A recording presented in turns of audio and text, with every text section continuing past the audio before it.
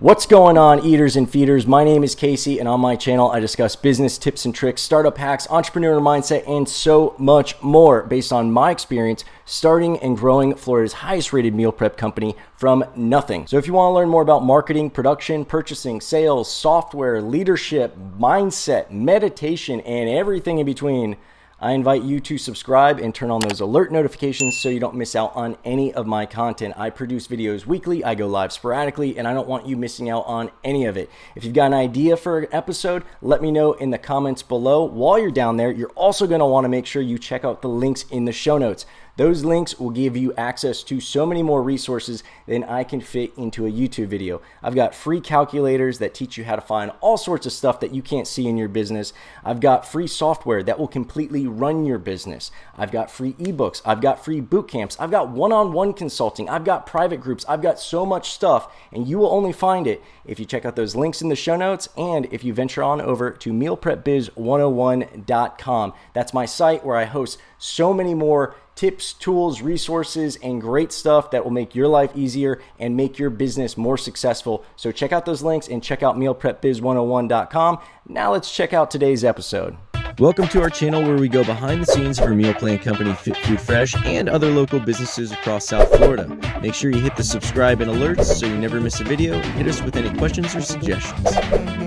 This is a special type of episode. They're essentially short little clips from longer episodes, interviews, or consultations that focus on a specific term, topic, or concept, densely packed with value and information that you can immediately learn from and implement in your business's operations. If it's a clip from a longer episode that you'd like to see in its entirety, I invite you to head on over to my YouTube channel where you can see the full-length episode and the context in which this topic was discussed.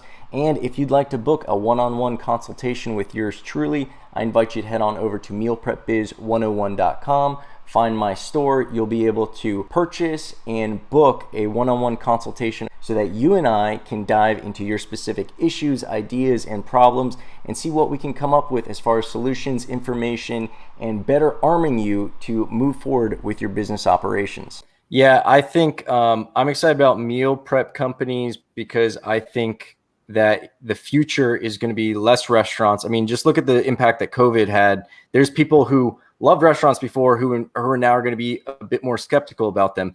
The Uber Eats habits formed, and now everyone's like, well, I could just order out. I could get the same food and have it brought here. Meal preps are the future. And as things become easier to purchase, if it becomes easier to live without cooking, there's less incentive to learn how to cook. And I'm going to cook less frequently. Like, all these things just show that there's going to be a trend where meal prep companies and order on demand food and things like that, food coming to me, high convenience, low friction stuff is just the way of the future. It's fun. You're able to be creative and everybody eats. It's a product that, you know, everyone can relate to.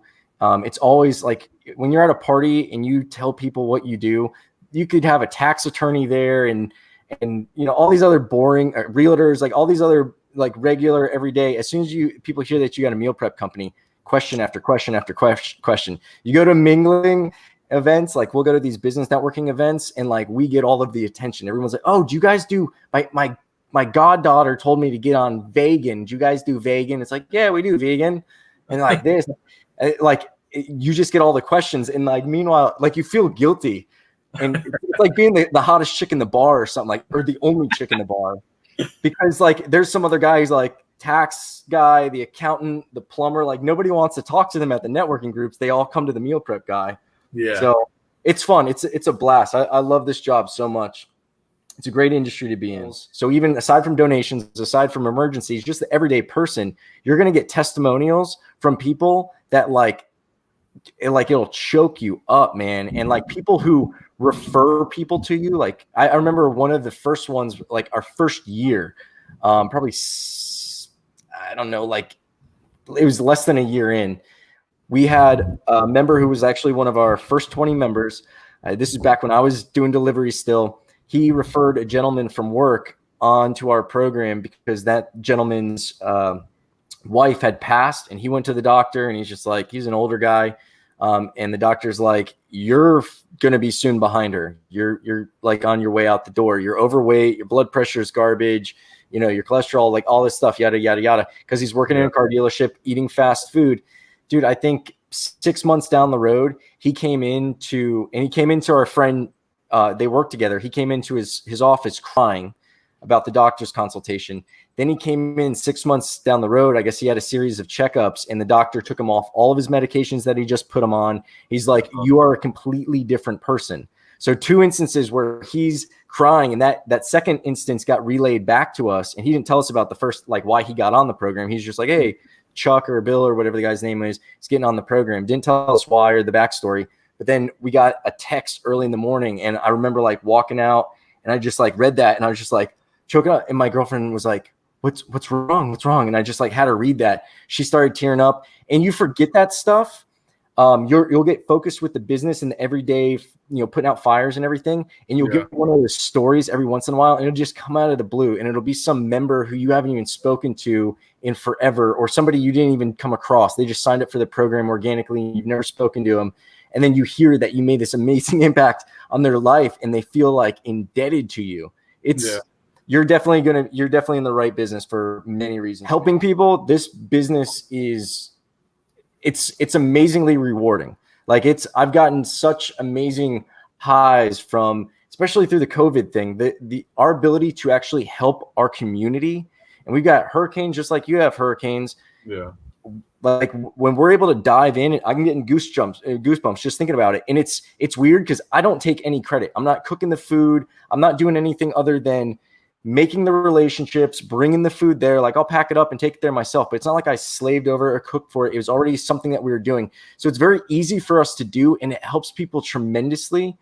And it feels amazing. Plus, even without emergencies, even without COVID and hurricanes and everything else, year round, you're able to donate easily. Any of your extra food, that's what I always like doing. Is we actually were really fortunate.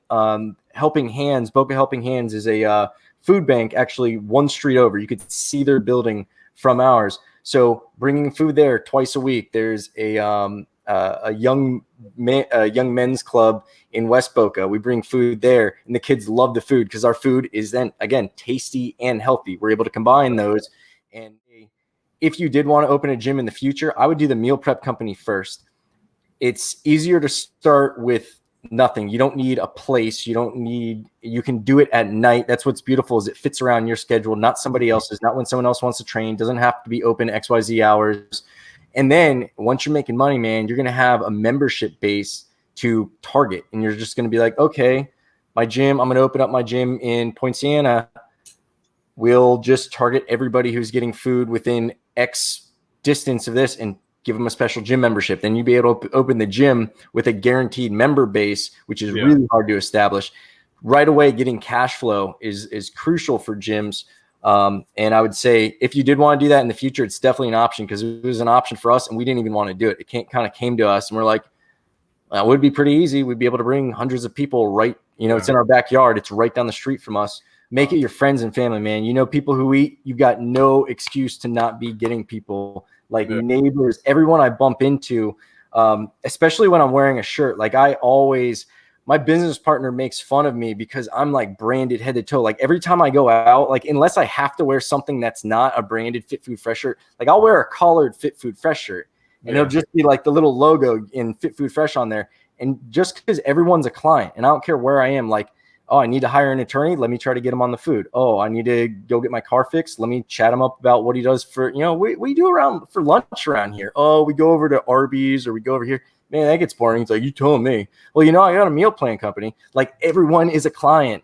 And then when you have those personal interactions with them, have your prices like a little bit, have them a little bit inflated, probably a little bit more than what you want. Whatever you want to start charging, charge like at least $1 or $2 more than that. Yeah. Then you can give people discounts more liberally, and it won't really cut out of your profits. So if you're like, okay, I know I'm profitable at this, let me pad it with this. And then it makes them feel special. They're like, oh yeah, I met this dude. Yeah, he came in to get his car washed and I was chatting him up. And like people will overhear you in waiting rooms. Yeah. And they'll ask you, like, it's just a curious, like everyone's just like, oh, that sounds so easy. And I wonder if they have plant-based. Oh, okay. Hey, wasn't trying to eavesdrop, but I couldn't help to mention, do you do what's called plant-based? My daughter told me to get on it.